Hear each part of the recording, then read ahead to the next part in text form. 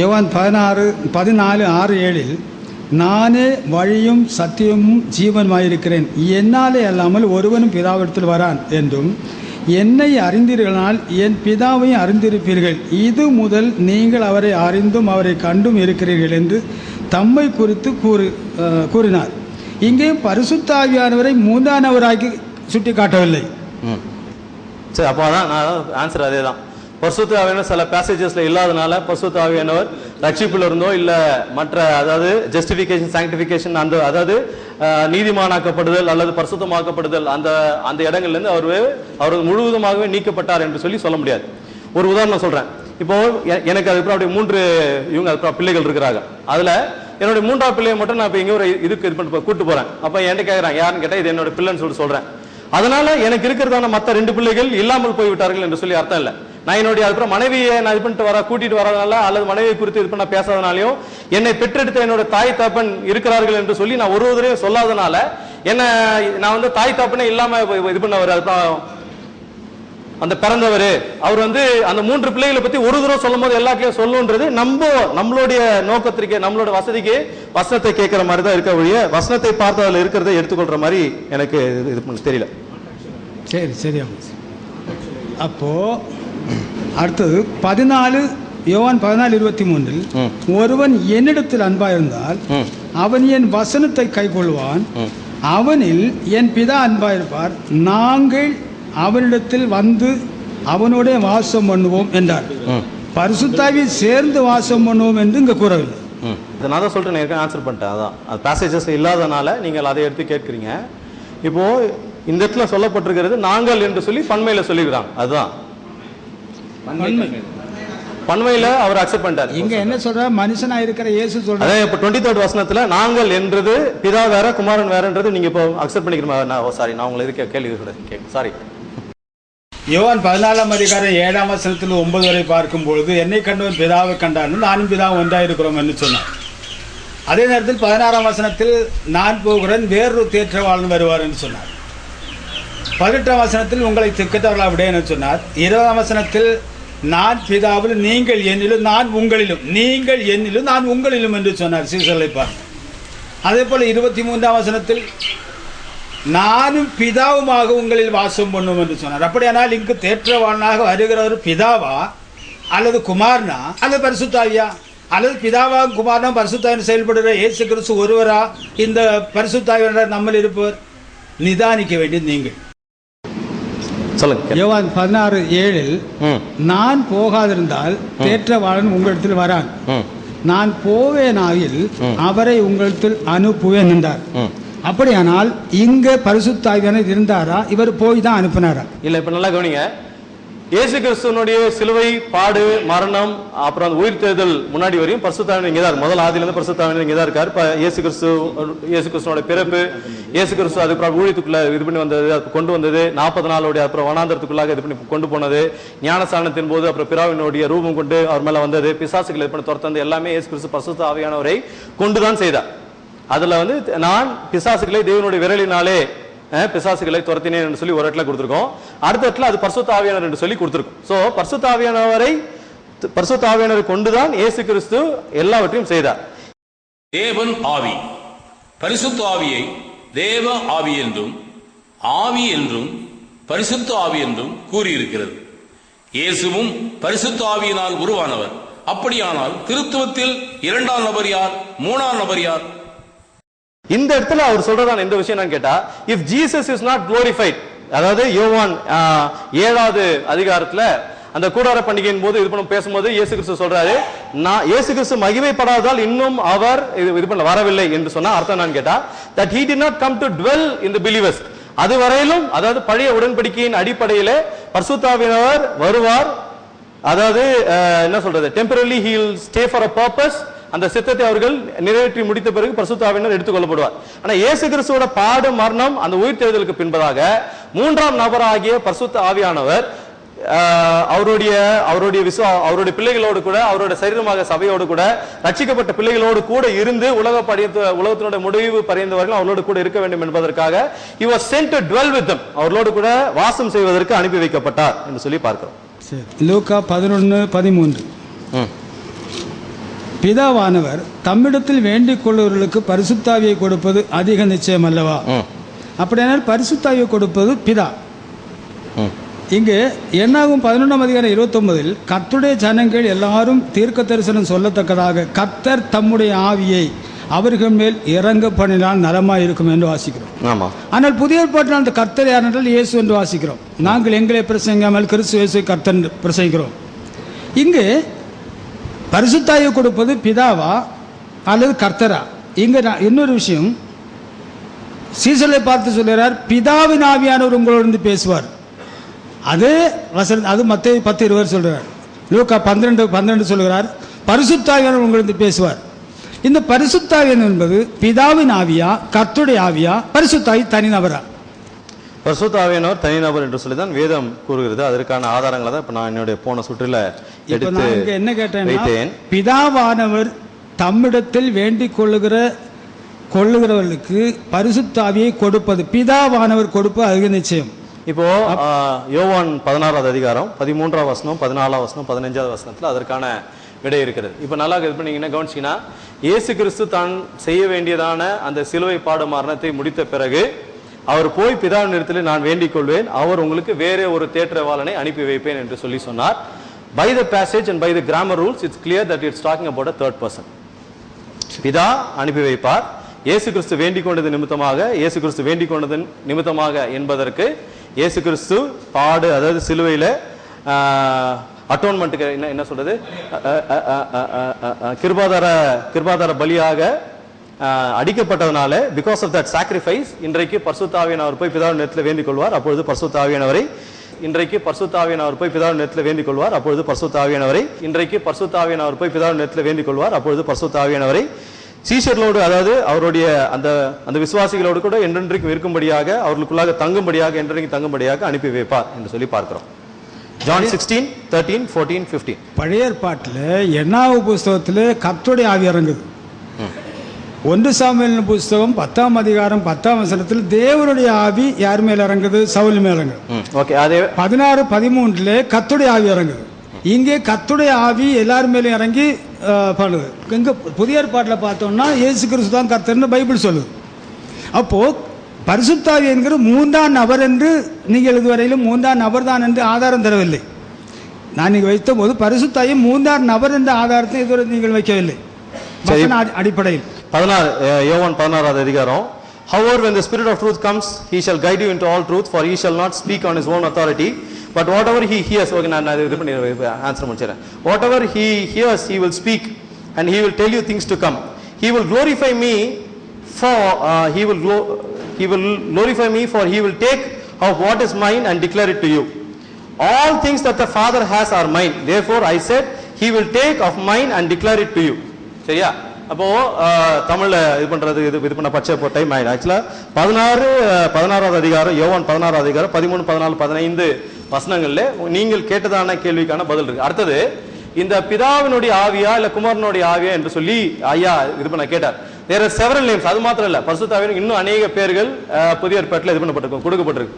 So if you want to ஒரு பேருக்கும் ஒரு ஆளை நீங்க கூட கனெக்ட் பண்ணணும்னு நினைச்சீங்கன்னா நிறைய இருக்கும். சரியா? அப்போ ஆக்சுவலா அவர் பிதாவின் இடத்திலிருந்து அவர் புறப்பட்டு வந்ததுனால பிதாவின் ஆவியானவர் என்று சொல்லி கொடுத்திருக்குது. குமாரன் வேண்டிக் கொண்டதுனால வந்ததுனால அவர் கிறிஸ்துவின் ஆவியானவர் என்று அழைக்கப்பட்டிருக்கிறார். தேங்க்யூ. தமிழ் வேதாகமத்தில் தவறு இருக்கிறது என்று நீங்கள் சொல்றீங்களா? தமிழ் தவறு இருக்குன்னு நான் சொல்லல. இருக்கிறதா இல்லையா? தமிழ் தவறு இருக்குன்னு நான் சொல்லல. தவறு இல்லை. தேவன் என்று வேதாகமத்தில் இருக்கிறதா? கர்த்தர் ஒருவரே கர்த்தர், ஒருவரே உண்டாவதற்கு முன்பும் நாள் உண்டாவதற்கு முன்பும் இப்போதும் இருந்தவர், இருக்கிறவர், வருகிறவர். அப்ப ஒருவரே தேவன் என்ற வார்த்தை இல்ல, அப்போ பைபிள்ல இல்ல. அதாவது ஒருவரே தேவன் என்பதை, ஒருவரே தேவன் என்பது வேதாகமத்தில் இருக்கிறதா இல்ல? இல்லாததா இருக்குன்னு நான் சொல்ல முடியாது. அப்ப இல்ல, வேதாகமத்தில் இல்ல. ஒருத்துவ தேவன் என்ற வார்த்தை வேதாகமத்தில் இல்ல. தேவன் அங்க பைபிள்ல வசனம் சொல்லல. ஒருத்துவ தேவன் சொல்லல. Okay, thank you. ஒருவரே தேவன் சொல்லுது, அவ்வளவுதான். அது பரவாயில்ல, அது போதும். பரிசுத்த வேதாகமம் என்ற வார்த்தை பரிசுத்த வேதாகமத்தில் இருக்கிறதா? பரிசுத்த வேதாகமம் தானே இருக்கு முதல்ல. இல்ல, அது அட்டையில இருக்கு, உள்ள இருக்கான்னு கேட்டேன், பைபிள்ல இருக்கான்னு கேட்டேன். பரிசுத்த வேதாகம் என்ற வார்த்தை பரிசுத்த வேதாகமத்தில் உங்க இருக்கா? கேள்வி என்னன்னா பரிசுத்த வேதாகம் பைபிள்ல இது பின்ன பைபிள் இல்ல, இல்ல. பரிசுத்த வேதாகம் என்ற வார்த்தை வேதாகமத்தில் இருக்கிறது. 66 புத்தகங்கள் அடங்கிய வேதாகமத்தில் பரிசுத்த வேதாகம்னா முதல்ல எழுதிருக்கு. இல்ல, பைபிள் அது அட்டையில இருக்குது. அட்டையில இருக்காது. அட்டை இதுக்கு வெளியே உள்ளது அட்டை. இது பைபிளுக்குள்ளதான் இருக்குது. மூடி வச்சா ஆதியாகமம் புத்தகம் அங்கிருந்து ஆரம்பிக்குதா? அதுக்கு அர்த்த வசனம் வாசிங்க அப்போ. அதுக்கு அர்த்த வசனம் பைபிளுக்குள்ள இருக்குது. Okay fine. அப்ப இல்லன்னு சொல்லிட்டார். Right fine. நான் இல்ல பைபிளுக்குள்ள இருக்குது. இயேசு கிறிஸ்து தன் பிதாவை இயேசு என்று அழைத்தாரா? இயேசு கிறிஸ்து தன் பிதாவை இயேசு என்று அழைத்தாரா? அழைத்தாரா? இயேசுன்னு கூப்பிட்டுருக்காரா எப்பயாவது? உபாவ புஸ்தகம் 18ஆம் அதிகாரம் 18-19 உபாகம புஸ்தகத்துல இல்லையா? இப்ப நான் இதுக்கு கேள்விக்கு நான் இயேசு கிறிஸ்து தன் பிதாவை இயேசு என்று அழைத்தார். ஆம் இல்லை சொல்லுங்க. அதுக்கப்புறம் அதுக்கான விளக்கத்தை கொடுங்க. ஆம் இல்லைன்னு பதில் சொல்லிட்டு அதுக்கப்புறம் அதுக்கான விளக்கத்தை கொடுங்க. அது இல்லையா? இப்ப நான் தான் இப்ப இருக்கேன். நான் கொஸ்டின் கேட்கணும்யா. நீங்க ஆன்சர் பண்றதா உங்களோட வேலை. இயேசு என்ன சொன்னார்? நான் என் பிதாவின் நாமத்தில் வந்திருக்கிறேன். அப்ப பிதாவின் நாமம் என்ன? இயேசு என்றுதான். அது இல்ல. இப்ப இது क्वेश्चन அன்ஃபார்ச்சுனேட்லி அது உங்களோட क्वेश्चन டைம்ல கேக்குறீங்க. क्वेश्चन இயேசு கிறிஸ்து தன் பிதாவை இயேசு என்று எங்கயாவது சொல்றாரா? என்பதே பிதாவின் நாமம். அங்க என்ன சொல்றாரு? இயேசு கிறிஸ்து தன் பிதாவை இயேசு என்று இயேசு என்பதே பிதாவின் நாமம். என்ன சொல்றாருன்னா நெக்ஸ்ட் क्वेश्चन 18ஆம் வசனத்தில் என்னை போல ஒரு தீர்க்கதரிசியை தேவன் நாட்களில் எழும்ப பண்ணுவார். அவர் என் நாமத்தில் சொல்லும் என் வார்த்தைகள். இங்க வர தீர்க்கதரிசியாக மோசேயின் ஸ்தானத்தில் தீர்க்கதரிசியாக வர தீர்க்கதரிசி என் நாமத்தில் சொல்லும் என் வார்த்தை. யோவான் 5ஆம் அதிகாரம் 43 பிதாவின் நாமத்தில் போதும். பார்த்த क्वेश्चन போலாம். சரி, பரிசுத்த ஆவியானவரை இயேசு கிறிஸ்து இயேசு என்று அழைத்தாரா? எங்கயாவது கூப்பிட்டுருக்காரா? நீங்க தான் வாசித்தீங்களே. இல்ல, என் நாமத்தில் வருகிற தேற்றவாளன். இல்ல, பரிசுத்த ஆவியானவர் யோவான் 14:26 நீங்க தான வாசித்தீங்க. என் ஆவியானவரை என் நாமத்தில் வருகிற தேற்றவாளன். அப்ப என் நாமத்தில் என்ன சொல்றது யாரு? இயேசு. அப்ப இயேசு என்ன நாமத்தில் வர்றாரு? இயேசு நாமத்தில் வர்றாரு. சரி, திருப்பி क्वेश्चन கேக்குறேன். ஒருவேளை ஆடியன்ஸ்க்காக கேக்குறேன். பரிசுத்த ஆவியானவரை இயேசு கிறிஸ்து இயேசு என்று அழைத்தாரா?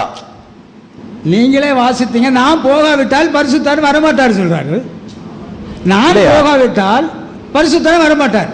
அப்ப பரிசுத்தாவியான என் நாமத்தில் தான் வருவார்னு சொல்லும் போது அப்ப இயேசு என்ன நாமம் தான் பரிசுத்தாவின் நாமம். ஐயாக்கு அர்த்த சிலை வச்சலாம். சப்ஜெக்ட்ல கரெக்டா பதில் சொல்ற அர்த்த சிலையை வச்சலாம் ஐயாக்கு. ரைட். மூணாவது, பிதா மாம்சத்தில் வெளிப்பட்டார் என்று சொல்லி எங்கு கூறப்பட்டிருக்கிறது? தேவன் தான் பிதா, கர்த்தர் தான் பிதா. அப்ப தேவன் மாம்சத்தில் வெளிப்பட்டார்னா வசனம் சொல்லுது.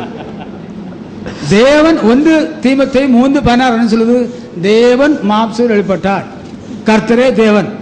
தேவன் பிதா இல்லைன்னு எப்படி சொல்ல முடியும்? யோவான் 8:40 என்ன சொல்லுது? ஒரே தேவன் அவர் எங்களுக்கு உண்டு, அவர் பிதா. ஒரே தேவன் எங்களுக்கு உண்டு, அவர் பிதா. அப்போ கர்த்தர் பிதா, தேவன் தான் பிதா. பிதா மாம்சத்தில் வெளிப்பட்டார் அல்லது தேவன் மாம்சத்தில் வெளிப்பட்டார். வசனம் சொல்லுது. பிதா மாம்சத்தில் வெளிப்பட்டார் என்று எங்கு இது சொல்லப்பட்டிருக்கு? நீங்க சொல்லிடலாம். ஓகே, தேவன் தான் எக்ஸ்பிளைன் பண்ணீங்க. ஓகே, பரவாயில்ல போதும். பதில் சொல்லிட்டீங்கன்னு சொல்ல எக்ஸ்பிளைன் பண்ணீங்கன்னு தான் சொன்னேன். பிதா குமாரன் பரிசுத்த ஆவி என்பது தேவனின் 3 நிலைகள் என்று வேதம் எங்கு தெரிவிக்கிறது? 3 நிலைகளாக, அதாவது தேவன் சிருஷ்டிப்பில் பிதாவாக 3 மகிமையுடையவராக 3 நிலைகள் இல்லையா? சிருஷ்டிப்பின் 3 நிலைகள் இருக்கா இல்லையா? சிருஷ்டிப்பின் 3 நிலைகள் இருக்கா இல்லையா? சிருஷ்டிப்பின் 3 நிலைகள் இருக்கா இல்லையா? தேவன் ஒரு ஆமெல்லே சொல்லலாம். ஆமெல்லே சொல்லுங்க. இல்லையா? இப்ப நான் பிதா குமாரன் பரிசுத்த ஆவி என்பது தேவனின் 3 நிலைகள் என்று வேதம் எங்கு தெரிவிக்கிறது? பரிசுத்த 3 நிலை என்ன? 3 நிலைகளில் செயல்படுகிறார் இல்லையா?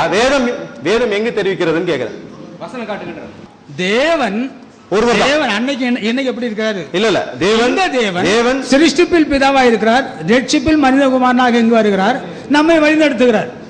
3 மகிமையுடையவர். இல்லையா? இப்ப நான் கேக்குறது, தேவன் ஒரு நபராக இருந்து 3 நிலைகளில செயல்படுறாரா அல்லது 3 நபர்களாக செயல்படுகிறார்? நபர்களாக வசனம் சொல்ல. சரி, அப்போ ஒரே ஒருத்தர் 3 நிலைகள்ல செயல்படுற ஒரு வசனம் இருக்கா? நிலைகள் 3. நானே கர்த்தர் தான். ஏசாயா 54 33:22 சொல்லுது. ஏசாயா 54:5 சொல்லுது. 54:5 என்ன சொல்லுது? 54:5 என்ன சொல்லுது? தேவன் ஒருவரே என்று 3 நிலைகள்ல செயல்படுறான்னு சொல்றா. வாசிக்க. ஏசாயா 54:5 என்ன சொல்லுது? உன் சிருஷ்டிகரே உன் நாயகர், உன் சிருஷ்டிகரே. அப்ப என்னை உண்டாக்கினவரே என்னுடைய மணவாளன். Okay, right. சிருஷ்டி யார் நமது பாவங்களுக்காக மரித்தார்? பிதா என்னும் தன்மையா அல்லது குமாரன் என்னும் தன்மையா அல்லது பரிசுத்த ஆவி என்னும்? மகிமையின் கர்த்தரை சிலுவையில் அறைந்தார்களே அப்படின்னு பைபிள் சொல்லுது. இல்லையா? பிதா 1 கொரிந்தியர் 1:2 மரித்தது பிதாவா குமாரனா பரிசுத்த ஆவியா? 1 கொரிந்தியர் சிலுவையில மரித்தது பிதாவா குமாரனா பரிசுத்த ஆவியா? மகிமையின் கர்த்தர் சிலுவையில வெளிப்பட்ட இயேசு கிறிஸ்து, மாம்சத்தில் வெளிப்பட்ட இயேசு கிறிஸ்து, மாம்சத்தில் வெளிப்பட்ட தேவன். அப்போஸ்தலர் 20:28 சொல்லுது. அப்போ இயேசு என்னும் சரீரம் தேவன் தமது சொந்த இரத்தத்தால் சம்பாதித்துக் கொண்டார். இயேசு என்பது தேவன் எடுத்த சரீரமா இல்லையா? இயேசு என்பது தேவன் எடுத்த சரீரத்துக்கு கொடுக்கப்பட்ட பெயர். சரி, அப்போ சிலுவையில இது பண்ணது மரித்தது யாரு? தேவன். அப்ப சாவாமை உடையவர் சாக முடியுமா? வசனத்தை மாத்த முடியுமா? சரி, ரைட், ஓகே. அப்போஸ்தலர் 20 இல்லையா? இல்ல இப்ப நான் கேக்குறேன், 20:28 சிலுவையில மரித்தது யார்? பிதாவா குமாரனா பரிசுத்த ஆவியா? 20:28 என்ன சொல்லுது? சிலுவையில மரித்தது பிதாவா குமாரனா பரிசுத்த ஆவியா? இல்ல நீங்க ஆன்சர் இதெல்லாம் காரணம் அவசியம் இல்லையா? நீங்க சொன்னா போதும். பிதாவும் ஆவி பரிசுத்த ஆவியும் ஆவி. யார் சிலுவையில மரித்தது? சிலுவையில மரித்தது யார்? சரீரத்தை சிலுவையில் மரித்தது யார்? இங்கு குமாரனாக கண்டிருந்தார். சிலுவையில் மரித்தது யார் என்பதை அவருக்கு குமாரனாக கண்டிருந்தார். சிலுவையில் மரித்தது யார்? குமாரனாக கண்டிருந்தவர் தான் மரித்தார். சரி, பரவாயில்லை. ஏலோஹிம் என்பது ஒருமை வார்த்தையா பன்மை வார்த்தையா? உங்களை குறித்தும் தேவன் தமது சொந்த அப்ப தேவன் ஐயா அது பரவாயில்ல. இப்ப இதுக்கு நெக்ஸ்ட் क्वेश्चन. ஏலோஹிம் என்பது ஒருமை வார்த்தையா பன்மை வார்த்தையா? எப்படி? ஏலோஹிம் என்பது ஒருமை வார்த்தையா பன்மை வார்த்தையா? தெரிஞ்சவங்கள்ட்ட கேட்கணும், என்கிட்ட கேட்டா. சரி, அப்ப இதுல டிவிடில வந்து அப்ப இது பண்ணுவீங்களா? அந்த வாசகத்தை இது பண்ணுவீங்களா? டெலீட் பண்ணுவீங்களா? அதுல என்ன சொல்லு? ஏலோஹிம்னா என்ன? ஏலோஹிம் என்பது ஒருமை வார்த்தையா பன்மை வார்த்தையா? சொல்லுங்க, ஒருமையா பன்மையா சொல்லுங்க. பன்மை கிடையாது. இப்போ ஏலோஹிம் என்பது ஒருமை வார்த்தையா பன்மை வார்த்தையா? ஏலோஹிம் என்ற வார்த்தை ஒருமை வார்த்தையா பன்மை வார்த்தையா? சொல்லுங்க, டைரக்டா சொல்லுங்க. ஒருமை பன்மை சொல்லுங்க. தேவன் என்பது ஐயா நீங்க சொல்லக்கூடாது. தேவன் அவர்தான் பேசணும். அந்த மாதிரி இது பண்ண தேவனுக்கு ஏழுன்னு பார்க்கும். ஏழு என்றால் தேவன். ஏலோஹிம் என்பது ஒருமை வார்த்தை. ஏலோஹிம் என்பது ஒருமை வார்த்தை கர்த்தர் இல்லையா? இப்ப நான் கேள்வி பேச ஒருமை. ஏலோஹிம் என்பது ஒருமை. ஒருமை, right, okay, thank you. Elohim தேவனாய் கர்த்தர். உபாகமம் 6:4 இஸ்ரவேலே கேள், உன் தேவனாய் கர்த்தர் ஒருவரே கர்த்தர் அப்படின்னு இருக்கோம். அது எப்படி உள்ள சொன்னா ஷ்மா இஸ்ராயேல் யாவே எலோஹிம் யாவே எஹாத் அப்படின்னு இருக்கோம். ஷ்மான்னு சொன்னா கேள், யாவே இஸ்ரேல் இஸ்ரேல் சொல்லுவோம், யாவே எலோஹிம், யாவே தான் உன்னோட எலோஹிம், இந்த யாவே ஒருவரே அப்படின்னா இந்த ஏலோஹிம்ல ஒரே ஒரு யாவே தான் இருக்கிறாரு. சாதாரணமாக ஏலோஹிம்ன்ற வார்த்தையும் கர்த்தர்ன்ற வார்த்தையுமே ஒரு இடைச்செருகல் தான். இதுல என்னாகும் புஸ்தகத்துல 13வது அதிகாரம் 23வது வசனம் எடுத்துக்கோங்க. என்னாகுமோ 13:23 13:73 23 23 13:23 23. பின்பு அவர் எஸ்கேல் பள்ளத்தாக்கு மட்டும் போய் அங்கே ஒரு குலையுள்ள ஒரு திராட்சை கொடியை, ஒரு குலை உள்ள திராட்சை கொடியில ஒரு திராட்சை இருக்குமா அல்லது பல திராட்சைகள் சேர்ந்து இருக்குமா? ஒரு திராட்சை இருக்குமா இல்லனா பல? ஒரு குலை உள்ள திராட்சை இல்ல, அந்த ஒரு குலை உள்ள திராட்சையில ஒரு திராட்சை இருக்குமா அல்லது பல திராட்சைகள் இருக்குமா? ஒரு திராட்சையில ஒண்ணு இருக்கலாம், ஒரு கொலையில ஒண்ணு நிக்கிறது ஒரு பார்த்திருக்கேன். அப்போ அவரு வந்து ஒரு கொலைங்கிறது சாதாரணமா சரி விடுங்க. ஒரு கொலைங்கிறது நாம ஒரு கொலை பழத்தை தான் பாக்குறோம். ஓகே ஓகே சரி ஒண்ணுக்கு இருக்குது. இது uncle, he was changing it, uncle. 30 seconds at least. I will just ask this last question. கடைசி கேள்வியா நீங்க இதுல பேஜர் பண்ணது கேக்குறேன். இயேசு கிறிஸ்து தான் பரிசுத்த ஆவியானவரா? அதாவது இயேசு கிறிஸ்து தான் பரிசுத்த ஆவியானவரா? எங்க பரிசுத்த ஆவியானவர் சொல்றது, நாம் அப்பா பிதாவை கூப்பிடத்தக்கதாக தேவன் தமது குமாரி ஆவியை உங்கள் இருதயத்தில் அருளினார். அப்படின்னா இயேசு கிறிஸ்து ஆவிதான் இங்க இருக்குன்னு சொல்லுது. மட்டுமல்ல, 2-3 பேர் நாமத்தில் எங்கு கூடியவர்கள் அங்கே நான் இருக்கிறேன். நீங்க என்ன சொல்ல போறீங்க தெரியும்? இப்ப நான் இது கேள்வி புரிஞ்சுங்க. அதாவது இயேசு கிறிஸ்து போய் தான் பரிசுத்த ஆவியானவராக அவர் தான் வந்தாருன்றீங்க. அப்படிதான் பைபிள் சொல்லுது. Okay yeah, thank you.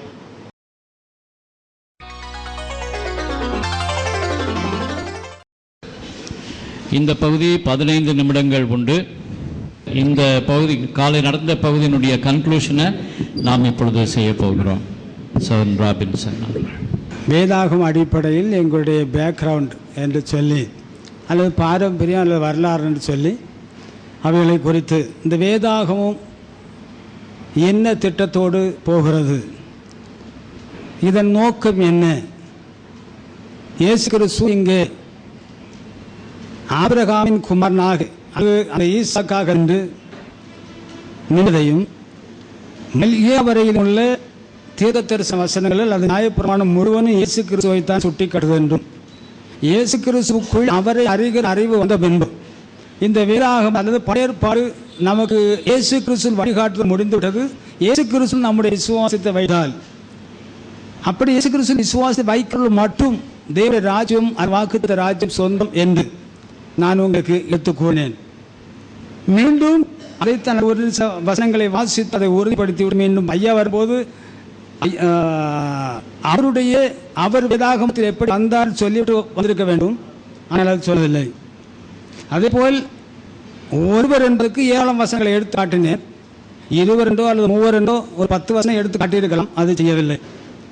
அதை முடிக்கும் போது இயேசு பரிசுத்தாவியின் அல்ல என்று சொல்லி அந்த காரியத்தை முடித்து போனார். அப்புறம் கேள்வி பதில் வந்தது. அப்போ யோவான் 14ஆம் அதிகாரம் என்ன சொல்லுகிறது என்பதையும் சுட்டி காட்டிவிட்டு முடித்து விடுகிறேன். இங்கே எல்லாமே வசனத்தை நான் வாசித்து விட்டேன். நீங்கள் அந்த வசனத்தை அறிந்து கொள்வது நல்லது. வாசிங்கள். கலாத்தியர் 3ஆம் அதிகாரம் 24 முதல் 29 வரை. அங்கே வாக்குத்தத்தம் ஆபிரகாமுக்கு தான் கொடுக்கப்படுது. காண்பிக்கும் தேசத்துக்கு போ, அந்த தேசத்தை யாருக்கு? சந்ததிக்கு கொடுப்பேன் என்றார். இங்கே பவுல் அப்போஸ்தலன் மூலம் பரிசுத்த ஆவியார் என்ன சொல்லுகிறார்? வாசிங்க.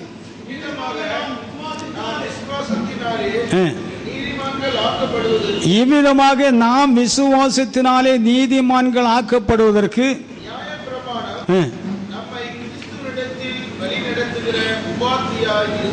கிறிஸ்துவினிடத்தில் வழிநடத்துகிற ஒரு உபாதியாய் மாத்திரம் இருந்தது. விசுவாசம் வந்த பின்பு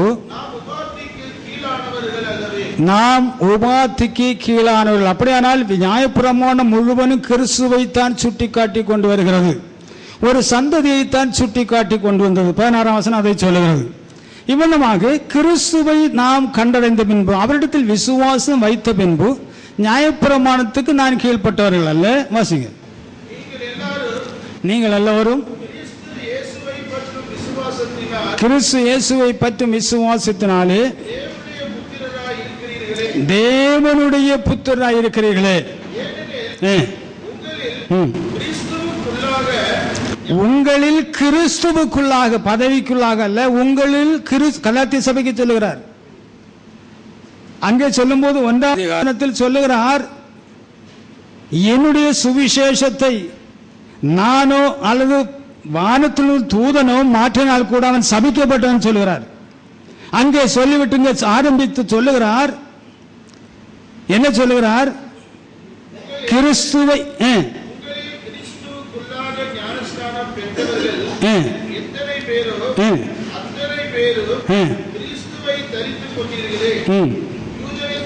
யூதனென்றும் கிரேக்கனென்றும்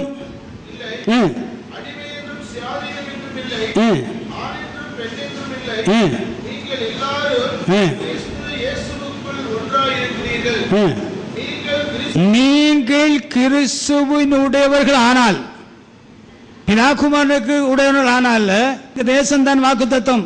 தேசத்தை யார் சொந்தமாக்குவார்கள் என்பதுதான்.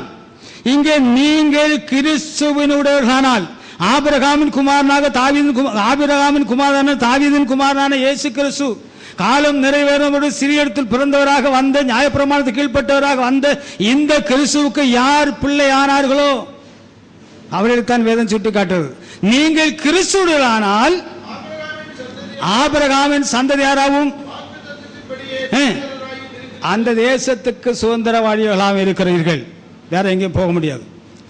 அடுத்து 4ஆம் அதிகாரத்தை பார்க்கும் பொழுது 4ஆம் அதிகாரம் 4ஆம் வசனம் முதல் காலம் நிறைவேறின பொழுது ஸ்ரீனிடத்தில் பிறந்தவராக நியாயப்பிரமாணத்துக்கு உட்பட்டிருந்த எல்லாரையும் மீட்கும்படியும் நாம் அவரை அப்பா பிதா என்று கூப்பிடத்தக்கதாக, நாம் யாரைத்தான் அப்பா பிதான்னு கூப்பிடணும்? இயேசு தான் கூப்பிடணும். தேவன் காணக்கூடாதவர் இங்கே கண்டிருந்த மரியாதை மகனாக அல்லது தாவீதின் குமாரனாக அல்லது யோசேப்பின் குமாரனாக அல்லது ஆபிரகாமின் குமாரனாக கண்டிருந்தோடைய ஆவியை உங்கள் இதயத்தில் இருந்தார். அப்படி அடுத்த வசனம் 7ஆம் வசனம் சொல்லுது,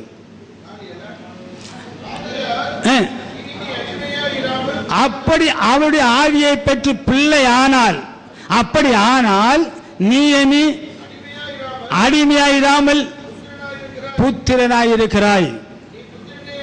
நீ அவருடைய புத்திரன் ஆனால் வேற வழியே கிடையாது.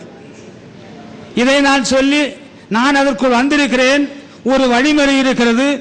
அங்கிருந்து அப்போஸ்தலர் 2ஆம் அதிகாரத்தில் ஒரு வழிமுறை வருகிறது. அந்த வழிமுறையின்படி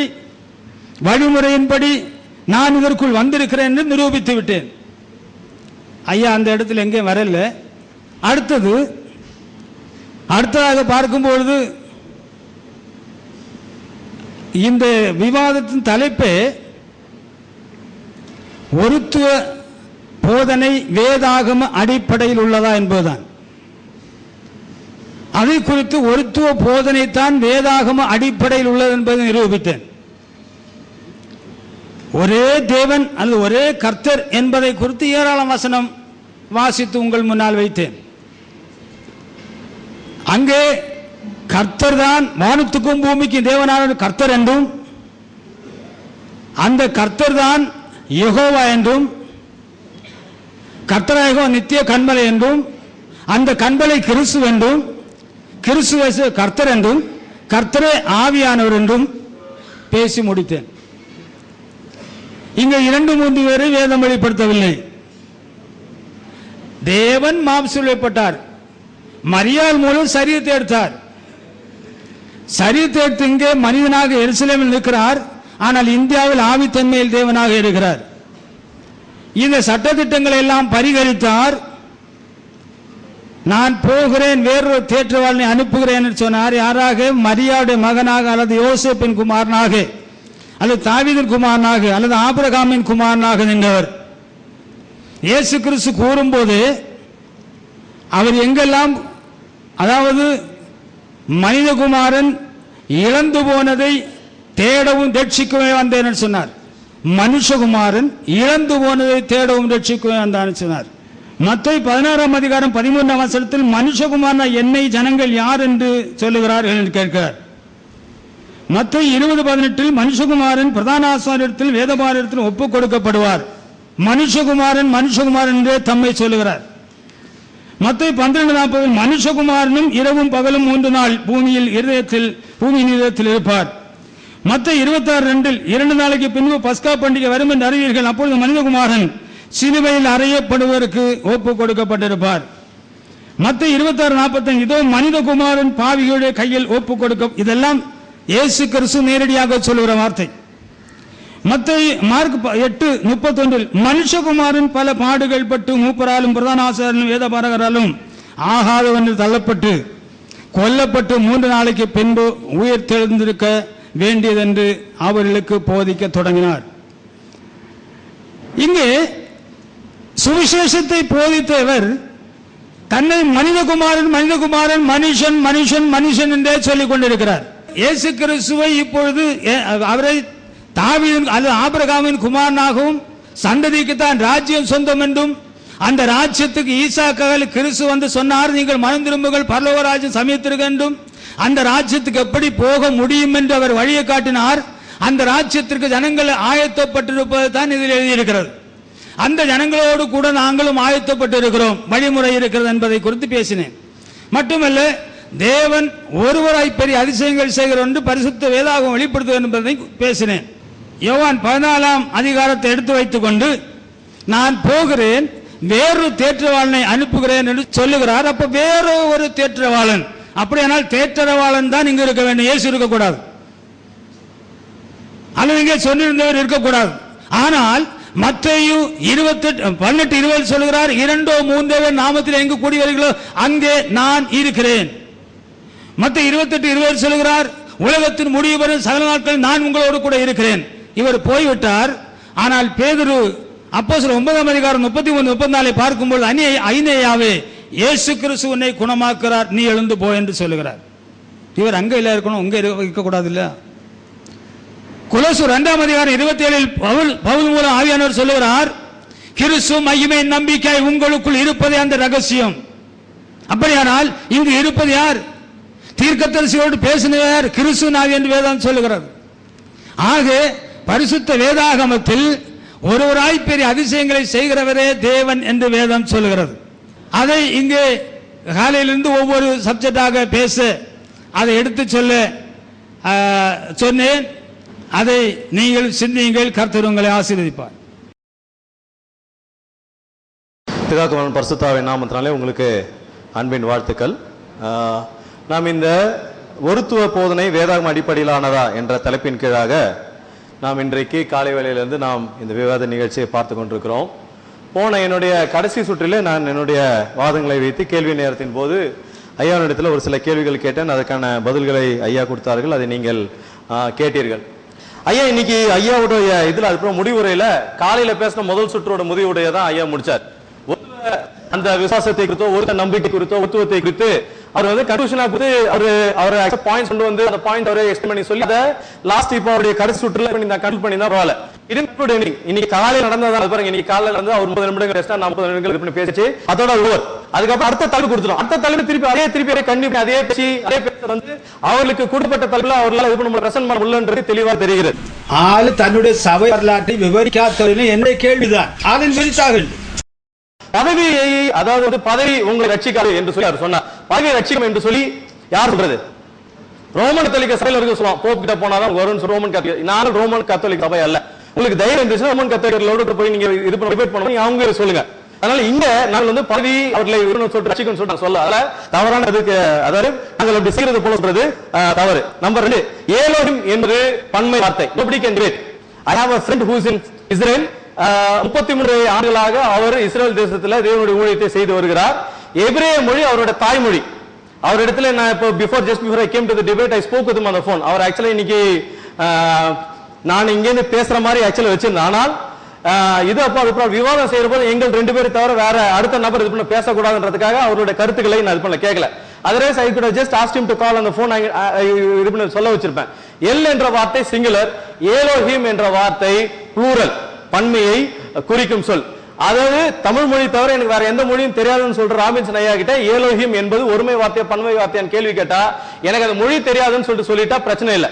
ஒருமைதான் என்று சொல்வது தவறு. வீடியோல போடுறது தவறு, அதுக்கு டிவிடியில போடுறது தவறு. உபாகம் 6 நாளில் இஸ்ரவேலே கேள் உன் தேவனாகிய கர்த்தர் ஒருவரே கர்த்தர் அப்படின்னு இருக்கோம். அது எப்படி உள்ள சொன்னா ஷ்மா இஸ்ராயேல் யாவே எலோஹிம் யாவே எஹாத் அப்படின்னு இருக்கோம். ஷ்மான்னு சொன்னா கேள், யாவே இஸ்ரேல் இஸ்ரேல் சொல்லுவோம், யாவே எலோஹிம் யாவே தான் உன்னுடைய ஏலோஹிம், யாவே ஒருவரே. அப்படின்னா இந்த ஏலோஹிம்ல ஒரே ஒரு யாவே தான் இருக்கிறாரு. சாதாரணமாக ஏலோஹிம் வார்த்தையும் கர்த்தர் வார்த்தையுமே ஒரு இடை சேர்க்கல் தான். சரி, அடுத்தது அவர்கள் சொன்னார்கள் நம்மளுடைய நம்பிக்கையான திருத்துவ நம்பிக்கை குறித்து சொல்லும்போது ஐயா சொன்னார்கள் அது முரண்பாடு இருக்கிறது. ஒருவர் என்று சொல்கிறீர்கள், மூவர் என்று சொல்கிறீர்கள், 3 தெய்வத்தை நீங்க இது பண்றீங்க. நீ see this is called as a straw man argument. அப்படின்னா என்னது? அந்த கொடும்பாவை அணுகுமுறை என்று சொல்வார்கள். அப்படின்னா என்னது? நாங்கள் சொல்ல வராத, நாங்கள் நம்பாத, விசுவாசிக்காத கருத்தை நாங்கள் விசுவாசிக்கிறதுக்காக சொல்லி அவர் ஒரு ஆன்சர் பண்றது. அப்படி செய்யக்கூடாது. நாங்கள் அதை நம்பவில்லை. நாங்கள் ஒரே தேவன் என்று நம்புகிறோம். தேவன் வர்க்கத்திலே ஒருவராயும் அந்த நபர்கள தேவன் 3 நபர்களாயும் செயல்படுகிறார் என்று வேதம் சொல்கிறது. நாங்களும் அதே தான் சொல்கிறோம். முன்பு இருந்தவர் தான் இப்பொழுது இருக்கிறார், அவர் தான் வரப்போகிறார். அவனமாக ஒருவரைத்தான் வெளிப்படுத்துகிறது, திருத்துவ தேவனை வெளிப்படுத்தவில்லை. அதனால நாங்கள் 3 தெய்வத்தை வணங்குறோம். அதுக்கப்புறம் முரண்பாடு அப்படின்ற இப்ப நான் கேட்கிறேன், முரண்பாடுனா என்னது? கான்ட்ரடிக்ஷன்னா என்னது? ஒரு சொன்ன காரியத்திற்கு எதிர்மறையாக அப்படியே பேசுறது பேர் தான் முரண்பாடு.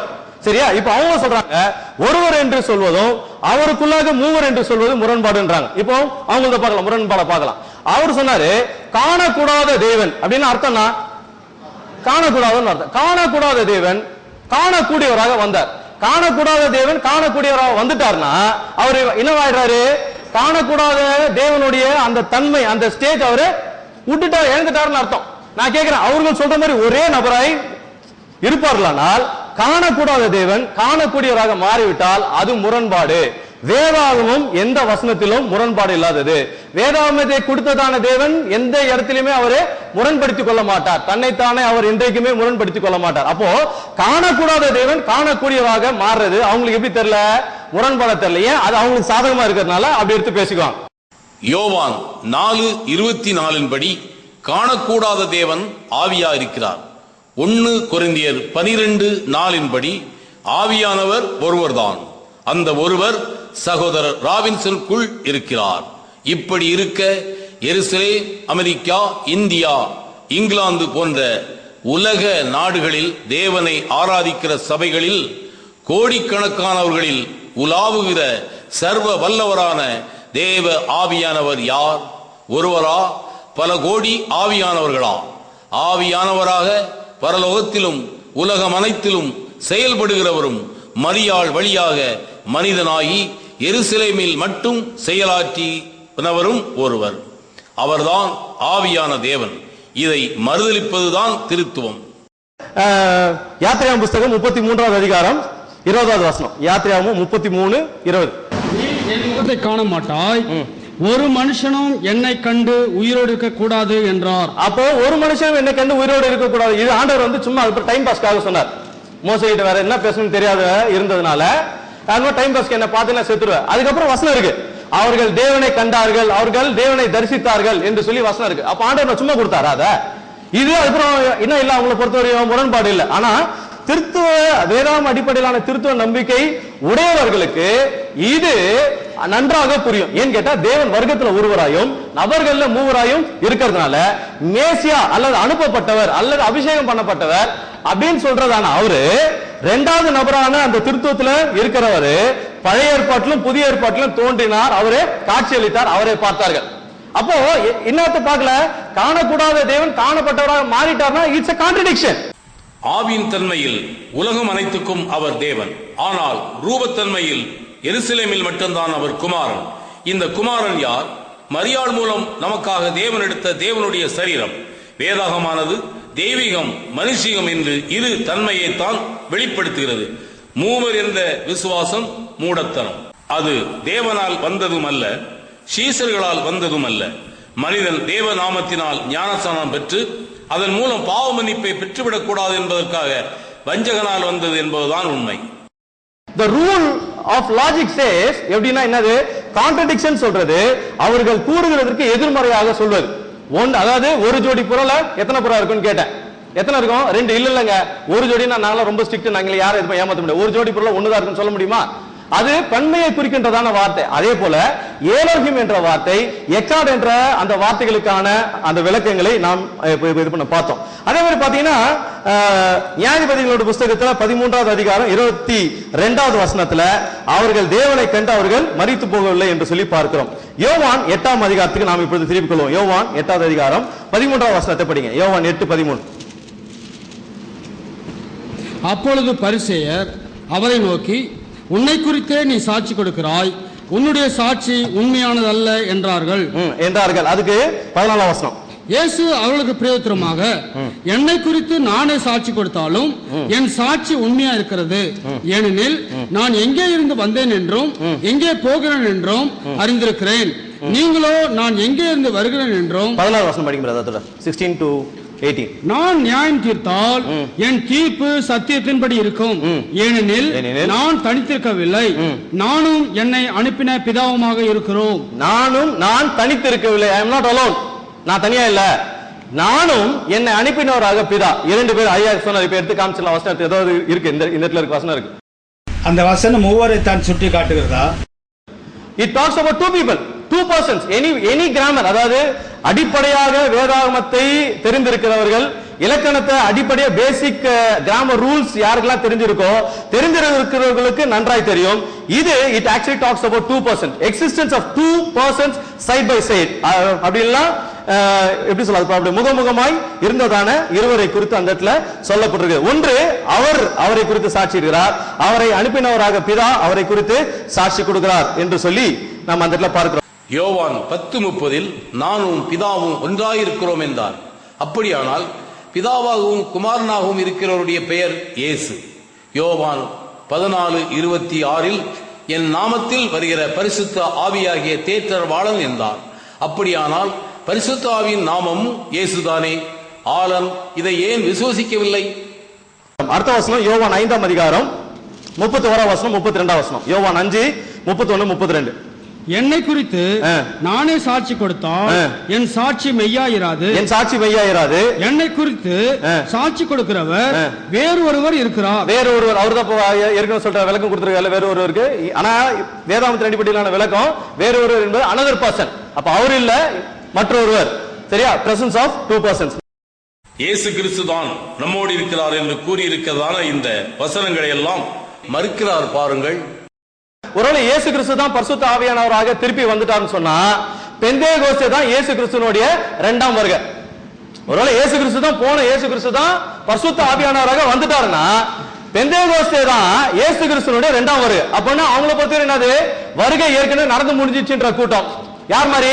ஜெகோவா சாட்சிகள் மாதிரி, அதுக்கப்புறம் வேத மாணாக்கள் மாதிரி, இவர்களும் அதே கூட்டத்தில் இருக்கிறார்கள் என்று சொல்லி பார்க்கிறோம். 2 தீமோத்தேயுல பார்க்கிறோம் 2ஆம் அதிகாரம் 18ஆம் வசனத்துல, அது போல இருக்கிறவர்கள் விசுவாசத்தை அவர்கள் கவுத்து போடுகிறார்கள், அவங்களுக்குள்ளாக தேவனுக்கு அடுத்ததான விசுவாசம் இல்லை என்று சொல்லி பார்க்கிறோம். அப்ப அவங்க தான் என்ன சொல்லுவாங்க, உயிர்த்தெழுதல் நடந்து முடிந்தாயிற்று என்று சொல்கிறவர்களை குறித்து அப்போஸ்தலனாகிய பவுல் சொல்றார். அப்போ இயேசு பரிசுத்த ஆவியானவராக திருப்பி வந்துட்டார்னு சொன்னா the second coming of Christ has already happened according to them. அப்போ இப்படி பார்க்கணும். அதனால முரண்பாடுகள், விளக்க முடியாத வசனங்கள் நான் சொல்றேன். now I just given, எனக்கு காலையில இருந்து என்னுடைய டைமுக்கு ஏற்ற மாதிரி I have given all the points, அதுக்கான விளக்கங்களை கொடுத்தேன். நீங்க 2 பேரும் கேட்டீங்க. all of you heard. அது டிவிடில இது பண்ண போறாங்க, பார்க்க போறாங்க. so I just conclude என்னன்னு, வேற அதாவது இந்த ஒருத்துவ போதனை என்று சொல்ல ஐயா நீங்க நிறைய விஷயங்கள் ஒருத்துவ போதனை பத்தி பேசல, அதனால காலைல ஃபர்ஸ்ட் ரவுண்ட எக்ஸ்டெண்ட் பண்ணினே வந்தாரு. ஏன்னு கேட்டா முதல் ரவுண்ட்ல அவர் சொன்னாரு, முடியல, நான் திருப்பி சொல்லணும் அதே எடுத்துட்டு ஒருத்துவ போதனை குறித்து அவரு நல்ல சரியான பாயிண்ட்ஸ் எடுத்து வைக்கல, சரியான காரியங்கள் அவர் எடுத்து சொல்ல. ஒருத்துவ போதனையை பொறுத்தவரையிலும் அது வேதாகம அடிப்படையிலானது அல்ல. வேதாகம அடிப்படையிலானது திருத்துவ போதனை தான். திருத்துவம் வேதாகமத்தில் ஆதியாகம புத்தகத்தில் வெளிப்படுத்தின விசேஷம் வரையிலும் வேதாகமத்தை முரண்பாடு இல்லாதபடி நீங்கள் படித்து புரிந்து கொள்ள வேண்டும் என்று சொன்னால் பரிசுத்த ஆவியானவருடைய துணையும் தேவனுடைய கிருபை இருக்குமானால் திருத்துவ போதனை மாத்திரமே வேதாகம அடிப்படையிலானது. அந்த ஒருத்துவ போதனை வேதாகம அடிப்படையிலானது அல்ல என்பதை நான் இந்த இடத்துல தெளிவுபடுத்த விரும்புகிறேன். தேவன் உங்களை அதிகமாக ஆசீர்வதிப்பாராக. பரிசுத்த ஆவிக்காக காத்திருக்கும்படி இயேசு கிறிஸ்து சொன்னார். அவர்கள் பரிசுத்த ஆவிக்காக காத்திருந்த பொழுது பரிசுத்த ஆவியானவர் அங்கே வந்திருந்த எல்லாருடைய பாஷையிலும் பேசி இயேசு கிறிஸ்து நாமத்தில் ஞானஸ்நானம் கொடுக்க வைத்து பிதாவாக குமாரனாக பரிசுத்த ஆவியில் செயல்படுகிற கர்த்தர் திருத்துவர் அல்ல ஒருவர் என்பதுதான் வேதாகமம் வெளிப்படுத்துகிறது. நீங்களும் பாவ மன்னிப்புக்காக இயேசு கிறிஸ்து நாமத்தில் ஞானஸ்நானம் பெற்று வேதாகமத்திற்கு சபையில் சேர்ந்தீர்களானால் உங்களை தப்பித்துக் கொள்ள முடியும். சிந்தியுங்கள், செயல்படுங்கள். இந்த 2 குழு தலைவர்கள் மாத்திரம் இப்பொழுது கேள்வி நேரத்தை நடத்துவார்கள். இந்த 5 சுற்றுக்கும் 10 நிமிடங்கள் கொடுக்கப்படுகிறது. ஒவ்வொரு குழுவிலிருந்தும் கேள்வி கேட்டு பதில் சொல்வார்கள். முதலாவது சகோதரன் ராபின்சன் அவருடைய குழுவிலிருந்து கேள்வி நேரத்தை ஆரம்பிக்கிறார்கள். Praise the Lord. Hallelujah. கர்த்தராகிய இயேசு கிறிஸ்துவின் நாமத்தில் கூடியிருக்கிற அருமையானவருடைய ஊழியக்காரர் சுவாசிகள் தெய்வ மக்கள் எல்லாரையும் வாழ்த்துகிறோம். கர்த்தர் உங்கள் யாவரையும் நம் யாவரையும் ஆசீர்வதிப்பாராக. இப்போ கேள்வி நேரமாக நாம் நேரத்தை உபயோகப்படுத்துகிறோம். முதலாவது நான் சொல்ல விரும்புகிற ஒரு காரியம், தர்க்க ரீதியாக பைபிளை எடுத்து நாம் பண்ணக்கூடாது. அதாவது யார் ஜெயிப்பா யார் தோற்று போறா என்கிற மாதிரி இதை நாம் டிஸ்கஸ் பண்ணக்கூடாது. தெரிந்து கொள்ள வேண்டும், அறிந்து கொள்ள வேண்டும், அதில் சரியானதை எடுத்துக்கொள்ள வேண்டும் என்கிற ஒரே பார்வையில் நாம் அதை தியானிப்போம் என்றால் மட்டும்தான் இந்த பரிசுத்த வேதாகமத்தை குறித்த ஆண்டோடைய திட்டம் நம்முடைய வாழ்க்கையில நிறைவேறும். ஹல்லேலூயா. ஆகவே நாம் இதை தியானிக்கும் போது அந்த பார்வையோடு ஜபத்தோடு தியானிக்க கேட்டுக்கொள்கிறேன். முதலாவது கேள்வி, இயேசு கிறிஸ்து மாம்சத்தில் வெளிப்பட்ட இயேசு கிறிஸ்து 1 தீமோத்தேயு 2:5-6 படி அவர் மத்தியஸ்தராகவும் மனுஷனாகிய கிறிஸ்து இயேசுவாகவும் இருந்தார். தேவன் ஒருவரே, தேவனுக்கும் மனுஷனுக்கும் மத்தியஸ்தர் ஒருவரே, மனுஷனாகிய கிறிஸ்து இயேசு இவரே என்று எழுதியிருக்கிறது. ஒன்று. குமாரனை குறித்து சொல்லுகிறேன். மார்க்கு 14:61-62 படி நீர் ஸ்தோத்தரிக்கப்பட்ட தேவனுடைய குமாரனாகிய கிறிஸ்துதானா என்று கேட்டார் பிரதான ஆசாரியன் காய்பா. அதற்கு இயேசு சொன்னார், ஆம், நீர் சொல்லுகிறபடி ஸ்தோத்தரிக்கப்பட்ட தேவனுடைய குமாரனாகிய கிறிஸ்தான் என்று சொன்னார். இந்த இயேசு கிறிஸ்து ரோமர் 9:5 படி என்றென்றைக்கும் ஸ்தோத்திரிக்கப்பட்ட சர்வத்துக்கும் மேலான தேவன் ஆமீன் என்று சொல்லப்பட்டிருக்கிறார். இவர் எப்படி என்றென்றைக்கு ஸ்தோத்திரிக்கப்பட்ட தேவனானார்? ஸ்தோத்திரிக்கப்பட்ட தேவனுடைய குமாரன் எப்படி என்றென்றைக்கு ஸ்தோத்திரிக்கப்பட்ட சர்வத்துக்கு மேலான தேவனானார்? ஸ்தோத்திரிக்கப்பட்டவர் மட்டும் அல்ல, என்றென்றைக்கு ஸ்தோத்திரிக்கப்பட்ட சர்வத்துக்கு மேலான தேவன். அவருக்கு மேல வேறொரு தேவன் இல்லை. ஆண்டவர் சொல்லும்போது ஏசாயா 43:10 சொல்லும்போது, எனக்கு முன் ஏற்பட்ட தேவன் இல்லை, எனக்கு பின் இருப்பதும் இல்லை, நானே கர்த்தர், என்னை அல்லாமல் இரட்சகர் இல்லை என்று சொன்னார். அந்த கர்த்தர் யூதா கோத்திரத்தில் தோன்றினவர் தான் இயேசு. இயேசு எப்படி என்றென்றைக்கு ஸ்தோத்திரிக்கப்பட்ட சர்வத்துக்கும் மேலான தேவன், எப்படி மனிதன் என்பதை விளக்க வேண்டும். ஏசாயா 25:8-9 படி, மரணத்தை ஜெயமாய் விழுங்குகிறவரே, அவரே தேவன், அவருக்காக காத்திருந்தோம், அவர் நம்மை ரட்சிப்பார், அவரே கர்த்தர், இவருடைய ரட்சிப்பில் களி கூர்ந்து மகிழ்வோம் என்று ஏசாயா 25:8 சொல்லுது. யோவான் எழுதின சுவிசேஷம் 20:28 தோமா அவருடைய பாதத்தில் விழுந்து, மை லார்ட் மை காட், என் ஆண்டவரே என் தேவனே என்று இயேசுவின் பாதத்தில் விழுந்து அவரை மகிமைப்படுத்தினார். இயேசு இந்த மனிதன் அந்த ஒரே தேவனாக எப்படி மாறினார்? அவரை தவிர வேறொரு தேவன் இல்லை, முன்னேற்பட்ட தேவன் இல்லை, பின்னிருப்பதில்லை. அடுத்தது லூக்கா 9:26 படி, இந்த இயேசுவானவர் 3 மகிமையோடு வரப்போகிறார் என்று எழுதியிருக்கிறது. தமது மகிமையோடு, பிதாவின் மகிமையோடு, பரிசுத்த தூதர்களின் மகிமையோடு வரப்போகிறார். அந்த 3 மகிமையை குறித்த காரியம் என்ன என்று விளக்க வேண்டும். ஏசாயா 46:6 படி, நான் முந்தினவரும் பிந்தினவரும் தானே, என்னை தவிர தேவன் இல்லை என்று கர்த்தர் சொல்லுகிறார். வெளிப்படுத்தல் 1:11 11, 17, 18 வசனத்தில், நான் முந்தினவரும் பிந்தினவருமாய் இருக்கிறேன் என்று சொல்லி எக்கால சத்தம் கேட்க யோவான் திரும்பி பார்க்கும்போது 7 பொன்குத்து விளக்குகளின் மத்தியில் நிற்கிற இயேசு கிறிஸ்துவை மட்டும் காண்கிறார். முந்தினவரும் பிந்தினவருமானவரை தவிர, அந்த கர்த்தரை தவிர வேறு தேவன் இல்லை. புதிய ஏற்பாட்டில் வெளிப்படுத்தல் புஸ்தகத்தில் இயேசு கிறிஸ்துவை, மனுஷகுமாரனை முந்தினவரும் பிந்தினவருமாய் நிற்கிறார். 17ஆம் வசனத்தில் யோவான் செத்தவனை போல விழுந்த உடனே சொல்கிறார், நான் முந்தினவரும் பிந்தினவரும் உயிருள்ளவருமாய் இருக்கிறேன், மரித்தேன், ஆனாலும் இதோ சதா காலங்கள் உயிரோடு இருக்கிறேன். சதா காலங்கள் உயிரோடு இருக்கிறவரைத்தான் தொழுது கொள்ள வேண்டும். சதா காலங்கள் உயிரோடு இருக்கிறவரைத்தான் வெளிப்படுத்தல் 4ஆவது அதிகாரத்தில் தொழுது கொண்டார்கள். 3 பேரை தொழுது கொள்ளவில்லை, ஒரே ஒரு நபரைத்தான் தொழுது கொண்டார்கள். சதா காலங்கள் உயிரோடு இருக்கிற முந்தினவரும் பிந்தினவரும் மரித்து பிழைத்தவரும் சதா காலங்கள் உயிரோடு இருக்கிற இந்த இயேசு கிறிஸ்துவை தவிர வேறொரு நபர் உண்டா என்று தெளிவுபடுத்த வேண்டும். நீங்கள் சொல்லுகிறபடி பிதா குமாரன் பரிசுத்தாவி என்று சொல்லுகிறீர்களே, கூட்டணியாக இருக்கிறார்களா? 3 பேரும் கூட்டாக, இப்ப 3 பேர் இருக்கிறது போல இருக்கிறாங்களா?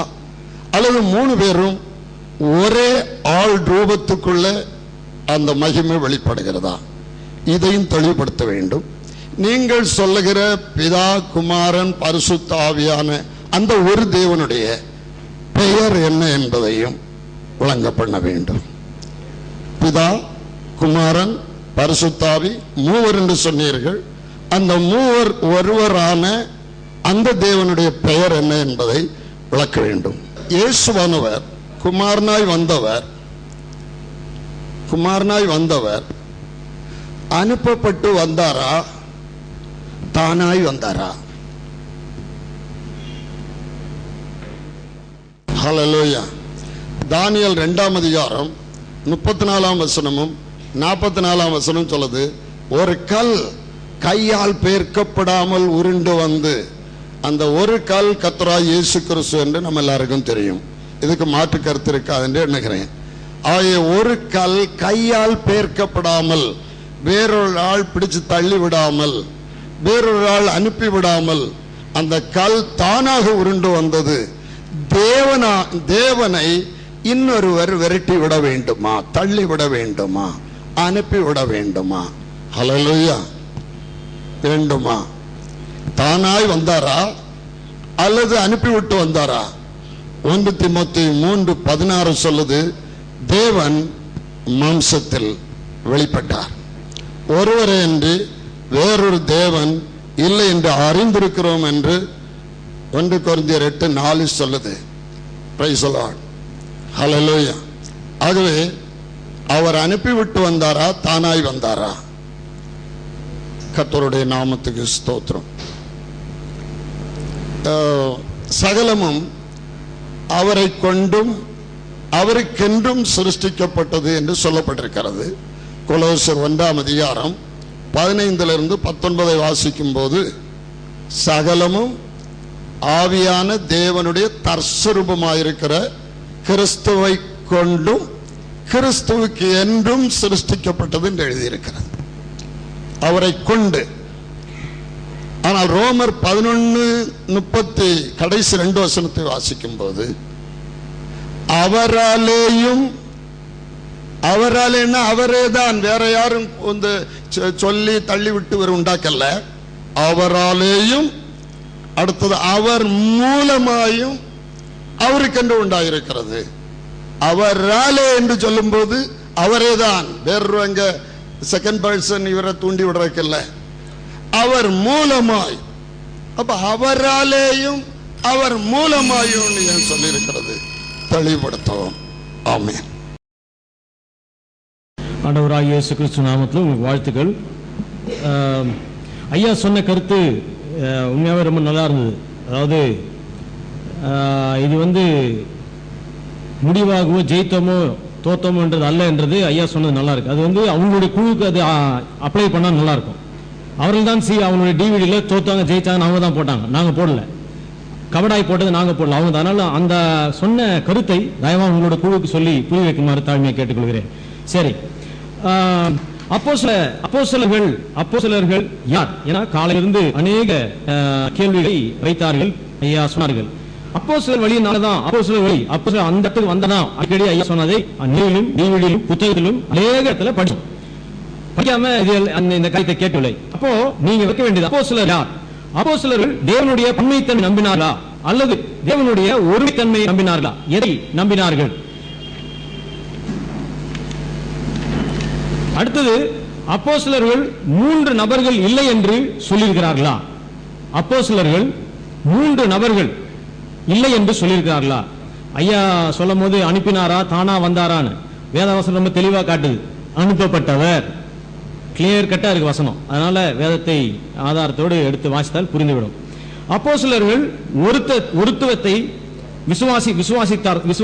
விசுவாசித்திருந்தால் ஆதாரத்துடன், நீங்க சொன்னீங்கன்னா இல்ல அவங்க ஒருத்துவத்தை தான், ஒரு நபரை அப்படிதான் நம்பினாங்கன்னா ஆதாரத்துடன், வேத புத்தகத்துடன், அதிகார வசனத்துடன் நிரூபிக்க வேண்டும். திரும்ப சொல்கிறேன், அப்போஸ்தலர்கள் ஒருத்துவத்தை விசுவாசித்திருந்தால் வேத ஆதாரத்துடன், புத்தக அதிகாரத்துடன், வசனத்துடன் நிரூபிக்க வேண்டும். அப்போஸ்தலர்கள் பிதா, குமாரன், பரிசுத்த ஆவியின் நிலை மாற்றுதலை போதித்தார்களா? நிலை மாற்றம், அதாவது நிலை மாற்றம் என்றால், அதாவது உங்களுக்கு அந்த வார்த்தை புரிய வேண்டாம், விளக்குகிறேன். பிதா குமாரனாக மாறி, குமாரன் பரிசுத்த ஆவியாக மாறி அவனமாக அவர்கள் அந்த நிலைப்பாடை போதித்தார்களா? அடுத்தது, ஒரே தேவன் 3 ஆழ்த்தத்துவம் தவறு என்று சொல்லியிருக்கார்களா? ஒரே தேவன் 3 ஆழ்த்தத்துவம் தவறு என்று சொல்லியிருக்கிறார்களா?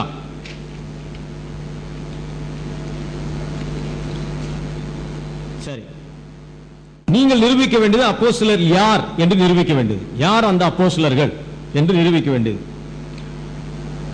ஐயா ராபின்சன் ஐயா சொல்லி வரும் அணுகுமுறைகளும் நமக்கு நன்கு தெரிந்ததுதான், புதிதானது அல்ல. அப்போஸ்தலர் யார் என்று நிரூபிக்க அவர்கள் தான் முற்பட வேண்டும். இந்த நிரூபணத்தை அவர்கள் தான் செய்ய வேண்டும். இந்த விதமாய் வேதாகமம் நமக்கு மிக தெளிவாய் அனுப்பப்பட்டவரும் அனுப்பினவருக்கும் தெளிவாக விளக்கத்தை காட்டுகிறது. ஐயா ஒரு வசனத்தை சொன்னார், நான் அதுக்கும் பதிலும் சொல்ல வருகிறேன். 1 தீமோத்தேயு 2ஆம் அதிகாரத்துல 5ஆம் வசனம் 6ஆம் வசனத்துல ஐயா சொன்னார். அந்த 1 தீமோத்தேயு 2ஆம் அதிகாரம் 5ஆம் வசனம் 6ஆம் வசனத்தை வாசிக்கும் போது மத்தியஸ்தரை குறித்து வாசிக்கிறோம். மத்தியஸ்தர் என்று சொன்னாலே அங்கே தேவனும் தெரிவா இருக்க வேண்டும், அங்கே மனித தன்மையும் இருக்க வேண்டும். வெறும் தேவனாய் மாத்திரம் மனிதனாய் இல்லாமல் வெறும் மனிதனாய் மாத்திரம் இருந்தால் மத்தியஸ்தர் வேலையா? மத்தியஸ்தர் என்ற தமிழ் வார்த்தைக்கு 2, அதாவது அங்கே there are 3 parties involved. One is God and others is for the people. இப்போ தேவனுக்கும் ஜனங்களுக்கும் இடையே அப்படின்னா மத்தியஸ்தர் வேற ஒரு, அந்த வசனத்தை வாசித்தால் தேவன் ஒருவரே, மத்தியஸ்தர். அப்போ அங்க கிளியரா இருக்கு. see God, நீங்க இப்ப பழைய ஏற்பாட்டினுடைய நிலைப்பாடை சற்று நீங்கள் திரும்பி பார்த்தா நலமா இருக்கும். ஒரு ஆசாரியன் பலி செலுத்த வேண்டும் என்றால் தன்னுடைய ஜனங்களுக்காக அவன் பலியை எடுத்துக்கொண்டு பிரதான ஆசாரியனாய் மகாபரிசுத்த ஸ்தலத்தில் உள்ளே போக வேண்டும். அவனே ஆசாரியனாய், அவனே தேவனாய் அங்க இல்லை. வேதாகமத்தை வாசிக்கிறோம், இயேசு கிறிஸ்து மெல்கிசேதேக்கின் முறைமையின்படி பிரதான ஆசாரியன் இருந்தார் என்பதை வாசிக்கிறோம். அப்போ இவர் தேவனாகவும் மனிதனாகவும் இடையே மத்தியஸ்தராக செய்து முடித்தார் என்பதை வேதம் மிக தெளிவாய் காட்டு. ஒருவேளை அந்த மத்தியஸ்தர காரியத்தை இவர்கள் ஏற்றுக்கொள்ளவில்லை என்றால் ரட்சிப்பே இல்லை. அப்பேற்பட்ட ரட்சிப்பு இல்லாதவர்களுக்கு வேதம் புரியவே புரியாது. தமிழ்ல மிக துல்லியமாய் தெளிவாக எழுதப்பட்டிருக்கு. ஆனபடியால் தமிழை தெளிவாய் புரிந்தவர்களாய் நாங்கள் காலையில் ஐயா வைத்த கோரிக்கை அந்த லெட்டர் எல்லாம் படிச்சோம்னா தமிழ் மாத்திரம் தான், ஓகே we accept தமிழ் மாத்திரம். ஆனா தமிழ்ல அந்த வார்த்தை மிக தெளிவாய் எழுதப்பட்டிருக்கிறது. ஒரு குறைபாடும் இல்லை. முழு வேதமும் மிக தெளிவாக கிரேக்க மொழியிலும் எபிரேய மொழியிலிருந்தும் கிரேக்க மொழியிலிருந்தும் மொழிபெயர்த்ததை 100% நம்புகிறோம். இதுல எந்த குறையும். ஆனால் நீங்கள் நிரூபிக்க வேண்டியது இதுதான். கர்த்தர் உங்களை ஆசீர்வதிப்பார். இந்த காலை வேளையில் மட்டுமாய் நாம் பார்த்து கொண்டிருந்தோம். ஐயா காலையிலிருந்து பேசுறது பெரிய ஆச்சரியம் இல்லை. ஏன்னா அவருடைய புத்தகம் கையில் இருக்கு. இவருக்கு இயேசு மாத்திரம் பிதா இல்லை, சரிங்களா? ஆவியானவர் மாத்திரம் இயேசு இல்லை, பேதுரு கூட ஆவியானவர் தான் எழுதியிருக்கிறார். இல்லை கவனிங்க, அவர் எழுதின புக் இருக்குது. பேதுரு கூட ஆவியானவர் எப்படி அவர் சொல்லியிருக்காருன்னு சொன்னா பேஜ் நம்பர் 47 பக்கத்தில். இவங்க எப்பவுமே பொய்யோ உண்மையோ மாற்றி மாற்றி சொல்லுவாங்க. அதாவது பரிசுத்த ஆவியானவர் பேதுரு மூலமாய் பேசினார் சொல்லிட்டு அடுத்து சொல்றாங்க பேதுரு அல்லது பரிசுத்த ஆவியானவர் அங்க சொல்றான்னு சொல்லி பார்க்கிறோம் அப்படின்னு சொல்லி எழுதியிருக்கிறாரு. அதாவது அப்போஸ்தலர் 2ஆம் அதிகாரத்தில் தெளிவா நீ பாருங்க. அங்க அதாவது பரிசுத்த வராரு. அங்க பிரசங்கம் பண்ணது யாரு? பேதுரு பிரசங்கித்தார். பேதுரு பிரசங்கித்ததை இவர் சொல்றாரு பரிசுத்த ஆவியானவர் புரட்டரா, வேத புரட்டரா என்று சொல்லி பேதுருவையும் உங்களுக்கு அந்த பகுதியை உங்களுக்கு வாசித்து காட்டுறேன். அப்ப உங்களுக்கு தெளிவாக அது புரியும். ஏனென்று சொன்னால் இவர்கள் சத்தியத்தை மாற்றி மாற்றி பேசுவது ஒரு பெரிய விஷயம் இல்லை. அதனால இவங்க மாறி மாறி பேசுறது அவங்களுடைய வேலை. பரிசுத்த ஆவியானவர் தான் பேதுரு என்று சொல்லி அவர்கள் இந்த இடத்துல அவர்கள் எழுதியிருக்கிறதை நாம் பார்க்கிறோம். பக்கம் 47 அவங்க எழுதியிருக்கிறதை நான் நல்லா வாசிக்கிறவங்க நல்லா கவனிங்க.